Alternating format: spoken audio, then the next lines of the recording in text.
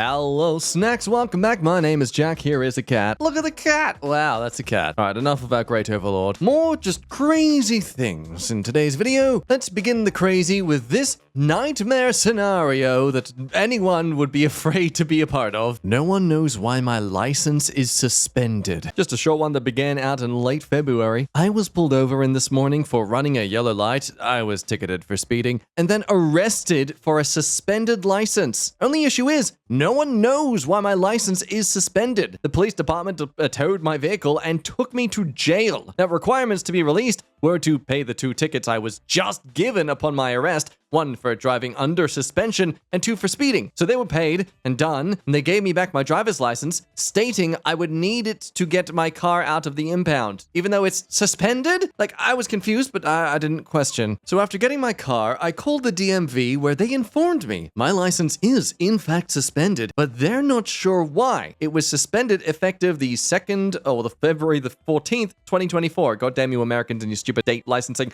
6 days ago? Okay, so they stated I have no unpaid tickets, no warrants, nothing that would cause my license to be suspended. And I have to wait until March 15th to pay $50 to have it reinstated. So, $1,200 and 5 hours later, I have a mugshot, a suspended license, and absolutely no idea what the hell is going on. Any ideas on how to find out what the actual frick happened? So yeah, I have 0 criminal record, by the way. Oh, but you do now.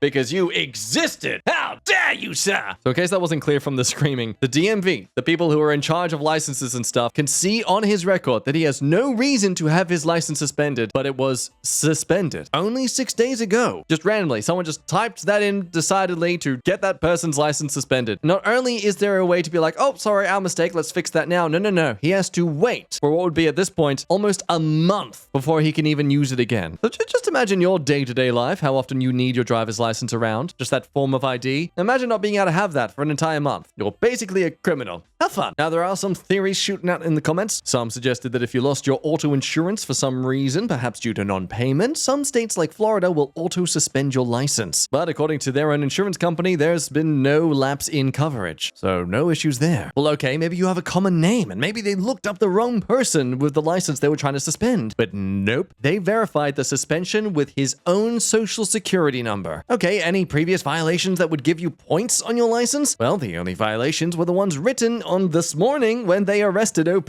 But this is when people start to theorize that maybe there's an issue of identity fraud going on as well. And would you look at that? OP actually has had their social identity stolen twice as a kid from their mother, using it for various reasons. So it wouldn't be surprising if it's maybe something along those lines. What a great mom. So a day later, they return. What does this criminal felon scum of our society have to say to us? A small but equally insane update. So I was able to get a copy of my driving record, which shows 11 points on my record. In my state, if you accumulate 10 or more points in a 5-year span, they suspend your license. There are 4 tickets total within the last 5 years. 2 I know of from several years ago that have been paid and done with. The other 2, about a year apart from each other, are not mine. One is from a neighboring state I've never been to. The other in my home state, but both are vehicles I have never owned, and both have different names, but both have my tag number. The same tag I've had on my vehicle for almost 10 years. So I get human error and all that, but I went to jail over this. My car was impounded. I have kids that needed to go to school, a job I needed to get to, and because of someone's small mistake, I went to jail! I cannot express how livid I am about finding this out. I figured it was something insane, but the fact that I was arrested and everything else that has ensued, I'm just shook.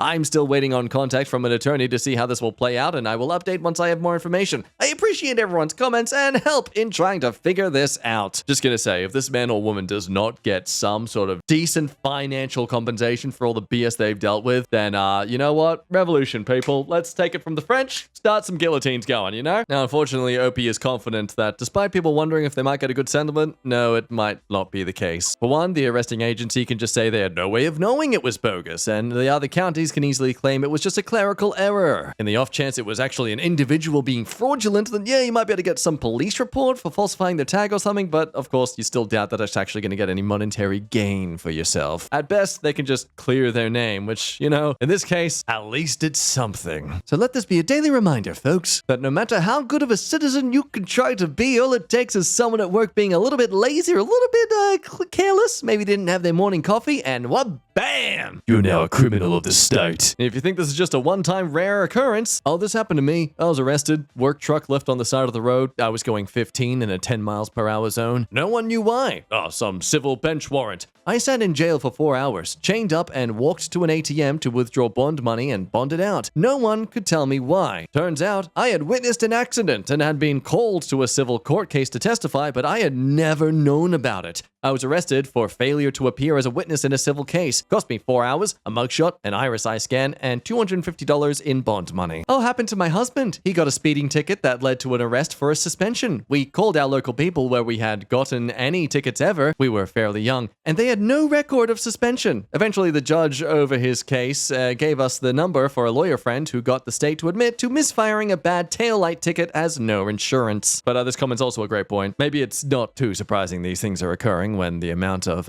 knock raids that happen in America where the police end up in the wrong place or end up shooting the wrong people. Not to imply their jobs and work is very easy to do, but, you know, I think we're valid to find it frustrating when they get it wrong. My elderly mom is on hospice, and her new friend gives me a bad vibe. This began in early January. I cannot for the life of me figure out why I feel like this, but all of my spidey senses are tingling on this woman. Here's a bit of the background. I'm 40 female. My elderly mom, 70 female, has been ill for quite some time and is on the hospice. She was living in an independent living place where it was all elderly people in an apartment-type units. She has been living there for about 6 or 7 months and made a few casual old people friends, but mostly they kept to herself, or so I thought. A couple of weeks ago, my boys and I were visiting my mom. We live right down the street and visit often, when a woman walks up to us with my mom. I extended my hand to introduce myself to this woman when she dismissed the handshake and instead went in for a hug and said, "Oh, I only do hugs for family and we're pretty much family." Okay, a little weird coming from someone I've never met before and also never even heard a single mention of her, but I pretty much brushed it off, thinking to myself that, oh, she's probably just really lonely or something. I asked my mom about this new friend, and she just says, oh, that they met at the old people place, and she's been a really good friend to her. Oh, great.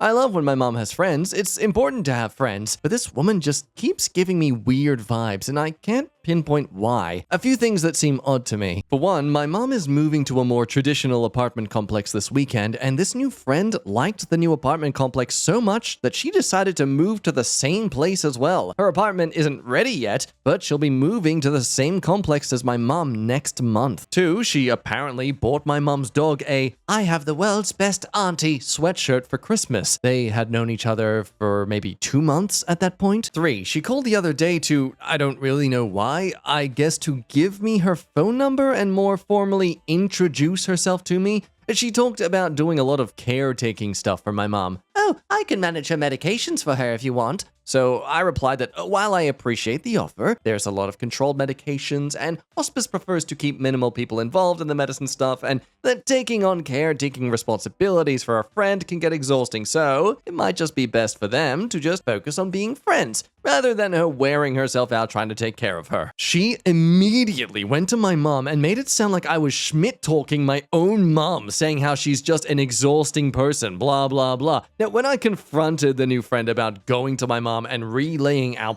private conversation in a totally twisted way, the friend lied and said that my mom had grabbed her phone and read it all in the text messages. It was over the phone and not at all via text messages. Now, when I pointed that out to her, there were no texts and stuff. Oh, she just kind of stumbled, and I dropped it because I knew it wouldn't get anywhere. 4, every time I talk to my mom on the phone, I can hear this woman telling her what to say or adding comments in. And none of it is outwardly worrisome things, but it feels like I can't have any conversation with just my mom. I'm a very trusting person who generally tries to see the best in people, and this woman has not given me any concrete reasons to doubt her intentions and has in fact been very friendly and polite to me in all of our interactions. Nonetheless, I can't shake this feeling that there's something wrong here. So I sat my mom down yesterday and had a conversation with her about my feelings towards this new friend, and she didn't get defensive at all, but disagreed with me and said that her new friend is just being kind and offering to help with stuff because she knows my mom is not the most organized of people and could use the help. Now, I begged my mom to please be cautious and to take the friendship slow and to keep it simply as a friendship and let me,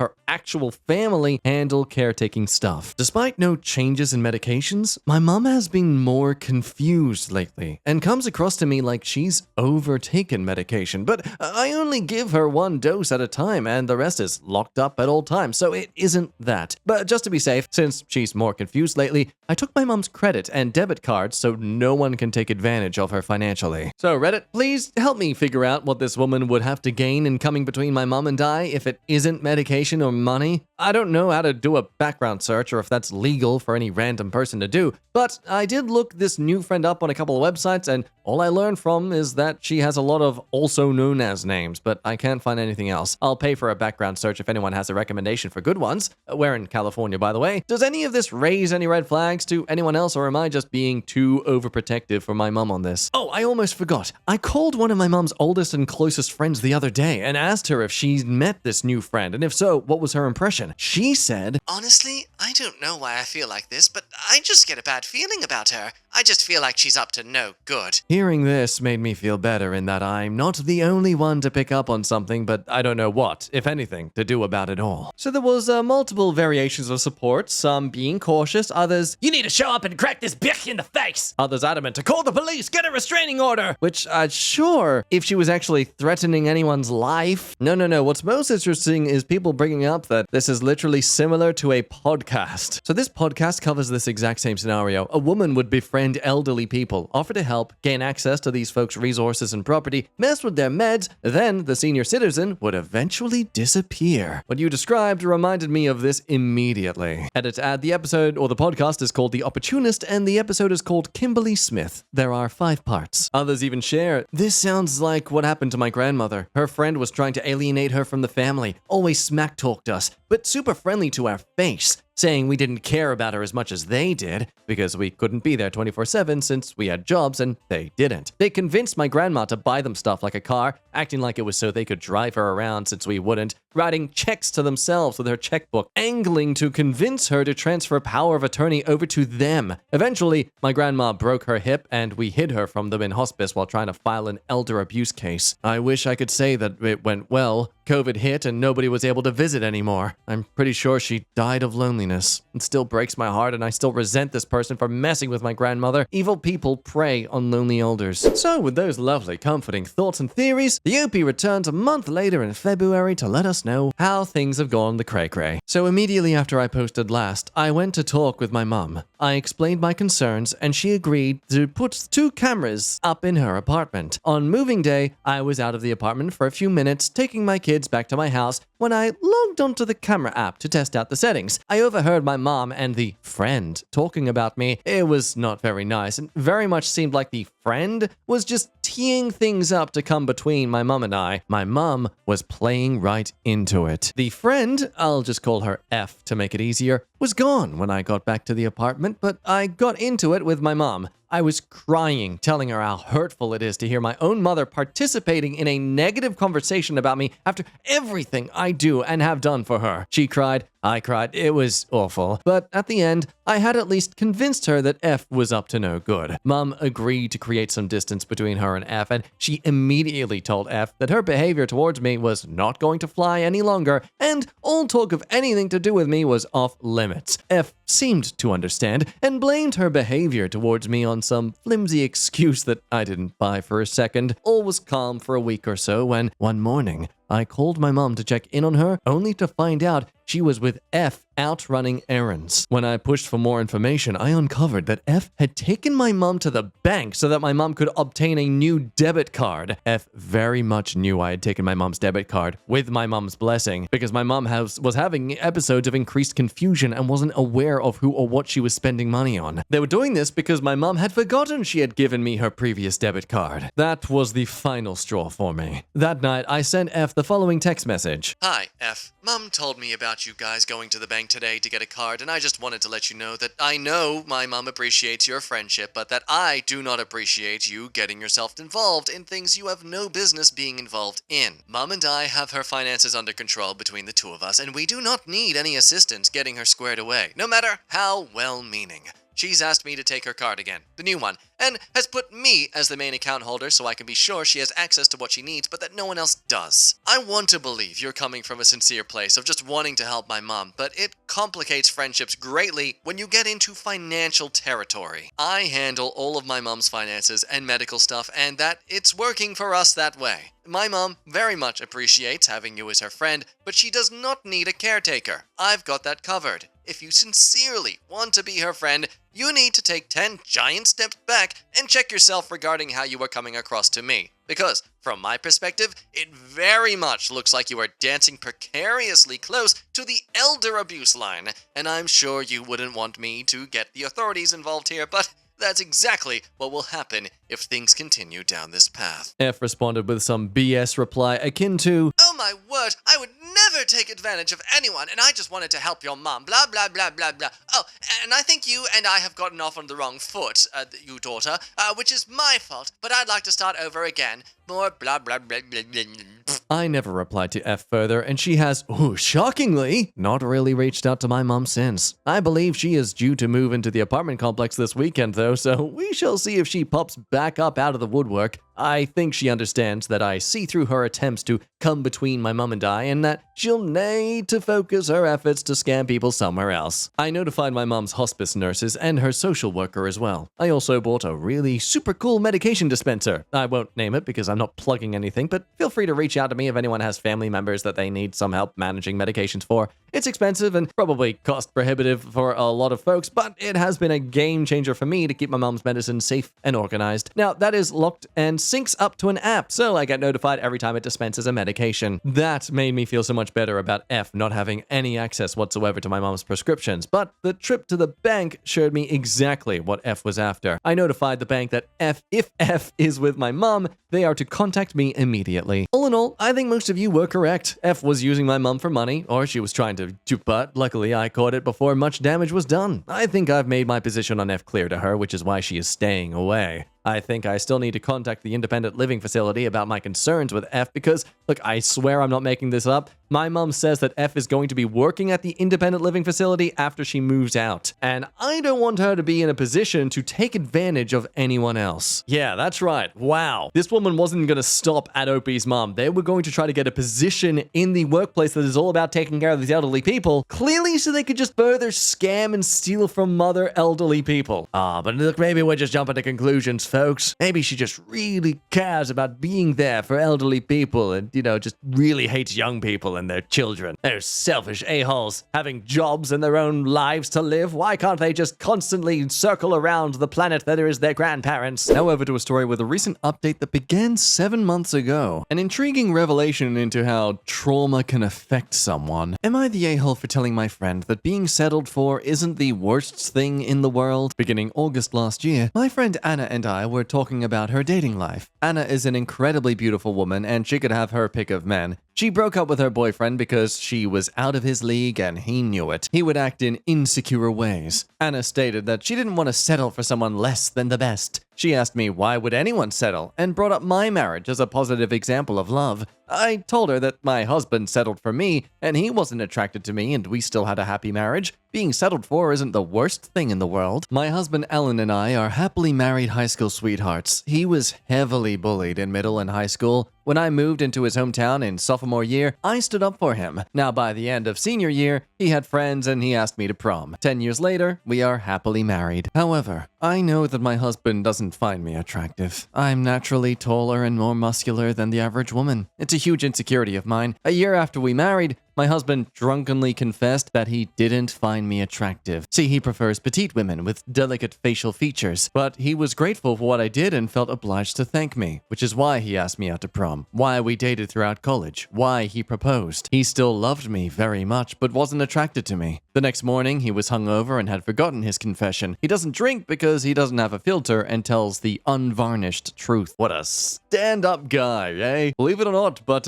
you're eventually going to develop some sympathy for him. I felt crushed, but our marriage was very good otherwise. I never told him what he said that night. He was a great husband. I don't think most men are attracted to the way I look anyways. I explained this all to Anna, and she was grateful for the advice. That night, Alan, my husband, started crying. He was crying silently, but I woke up. I hugged him and asked what was wrong, and he admitted he overheard our conversation. I didn't expect him to overhear since I was in the basement, but he heard his name and decided to listen in. I apologized for hurting his feelings, but it just made him sob harder. I don't know what I did was wrong, or if I did anything wrong. Am I the a-hole? Now, edit to say, I wasn't advising Anna to settle. She would never be happy settling for someone. I just told her that settling isn't the worst thing in the world, and my marriage is one of settlement. My husband settled for me, and we're happy. My advice was to stay true to herself and her beliefs. If she's not happy, then the relationship can't move forward. I'll be honest, I feel like people who say the terms "I've settled" just want to stroke their own ego to, like, assure themselves that if their partner ever or eventually leaves them, oh, well, I'm the hot one anyway, so it's okay. It's just a coping mechanism. At least it better be. Otherwise, they basically just sound like egocentrists? Egotistical? One of those. Now, understandably, no one really thought they were the a-hole in this situation, but they were curious if the husband ended up actually talking to OP about all this. But unfortunately for the OP, every time she's tried to bring up the topic of what was said and to explain to him that, well, she's based it on what he's told her, he just gets too emotional and starts crying, so she's had to comfort him. So she's decided to leave it alone until he feels comfortable enough to talk, but is likely that she's gonna have to deal with the guilt of hurting him deeply. There's some other comments that said that it sounds like he thinks you think you settled for a guy who doesn't find you attractive, like he broke both your hearts, to which the OPs assured us that's not the case at all. But, well, so that leaves the question, where are those tears coming from? To think that his wife settled for him, or to learn that he said that to his own wife? Now, despite many people in the comments also theorizing that maybe he's considering separation with all this, OP,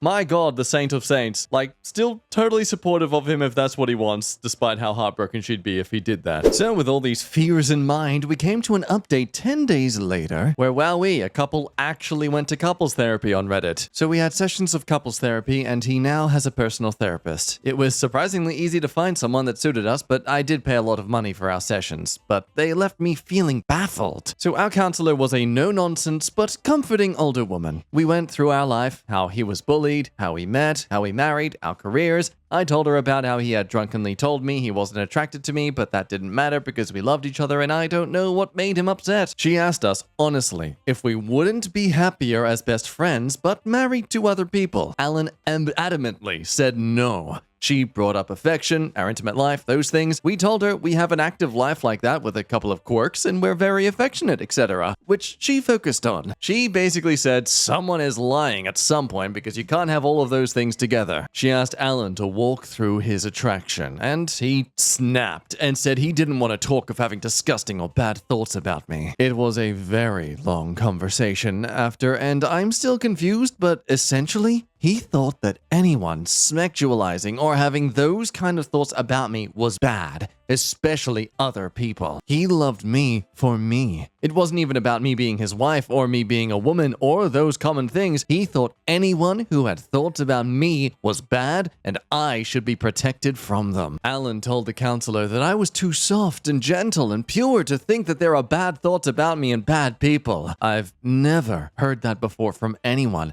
I told our counselor nothing bad has happened to me. I was worried if Alan had trauma in his past that made him wary of others since he had been bullied so viciously in school, but he said that I was thinking of him again and I should think about myself. He said I still didn't realize that the world is scary for me. The counselor asked about any guilt he felt about attraction and he broke down. A couple of years ago, I had intensive surgery and Alan helped me with everything, even eating, showering, and getting around. He confessed that when he helped me with bathing or dressing me, he accidentally looked more than he should, and he could feel that I was starting to realize he was having those thoughts about me, and shut down. I don't really remember that, but he's my husband. I didn't and don't mind if he looks. He talked about how much he loves me and wants to spend the rest of his life with me. My counselor said I have grown up to think of others' wants and desires above my own, and I do have people-pleasing tendencies, but on the whole, I'm pretty mentally healthy. I got a few booklets and packets to fill out. My husband was told he needed intensive therapy as soon as possible, so he had his first session a few days ago. I don't know where this is going or what happened to make him think the way he does. He didn't grow up in a religious environment. His parents are very affectionate and have a strong marriage. I still love and support my husband. So there you have it, folks. The real trauma was the trauma we...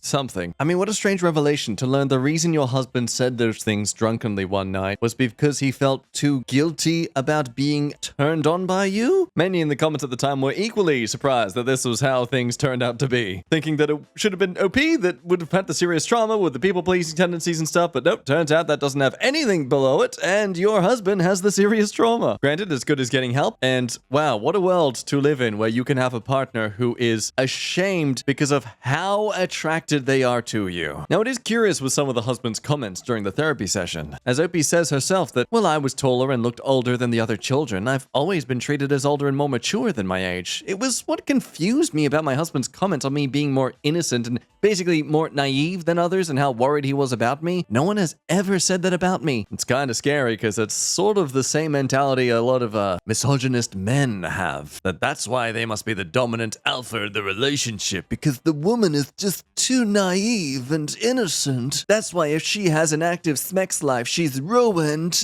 Again, we should point out, this isn't just him being guilty or feeling bad because he was turned on by you when he was meant to be taking care of you because you were sick. He feels that it's wrong and evil for anyone to have those thoughts about her in general, giving some to wonder that maybe he's like so attracted to her that he's basically visualizing any sexuality with her as some sort of sin, basically marrying his Virgin Mary so no one could taint her image. So in his beliefs, you have to be out of his league because there is no way for him to reach his goddess. Yes, he does need therapy. This is not how the marriage works. You love him and he loves you, but he is about to place you on the altar and to sing his rosary. That is not healthy. Now, folks, it wasn't until 6 months later that we got an update to all of this. Opie coming back in late February. So hello, I am back with some updates. My husband Alan and I still go to marriage counseling, but he quit therapy because he said it made him worse. We found out a lot during therapy. Much of his trauma came from school, where he was being brutally bullied. The adults turned a blind eye, his friends abandoned him, and he couldn't tell his parents, so he felt alone until I arrived.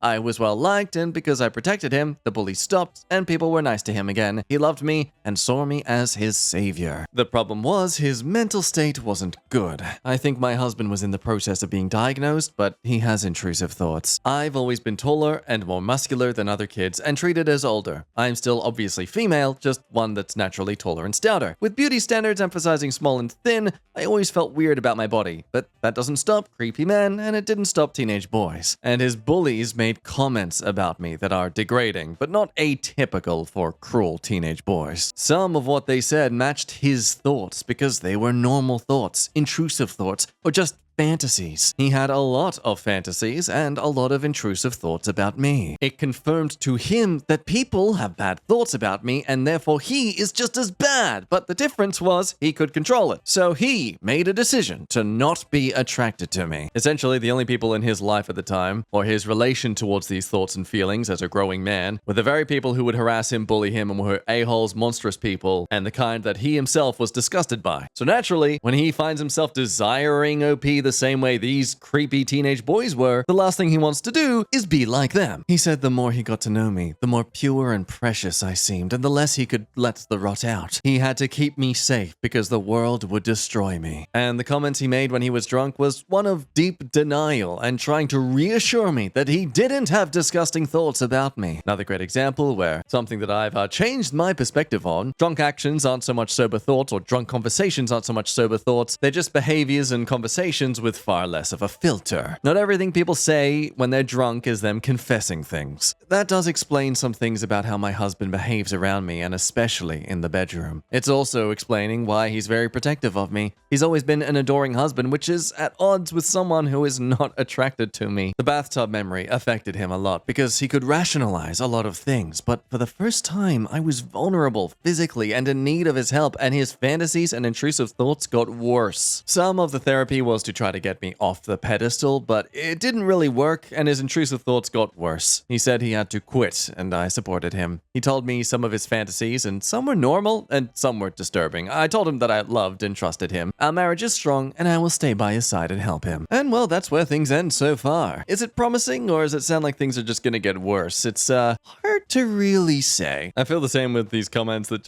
it really does feel a bit like it didn't exactly end on any happy or progressive note, more like a calm before the storm. I wish there was a bit more detail if it was comfortable with sharing about what these fantasies and intrusive, disturbed thoughts were, because it is so easy to extrapolate that as like, okay, what's the disturbing part about this? That, you're both naked and sweaty. To someone who's not at all into either of you, yeah, that's disturbing. I don't want to see that. But to your partner, well, it sounds like a fun time. On the other hand, could these disturbing thoughts be things of like, physical violence during intimacy? Like, how disturbing are we talking here? Let me know what you think down below. I think this is probably a case of this comment highlights that it seems like at this point, he's turning into a crazed fan towards OP and is like treating her the way some crazy person treats a K-pop singer. Only, in this case, he's already got her. He doesn't need to stalk and harass her. So hooray!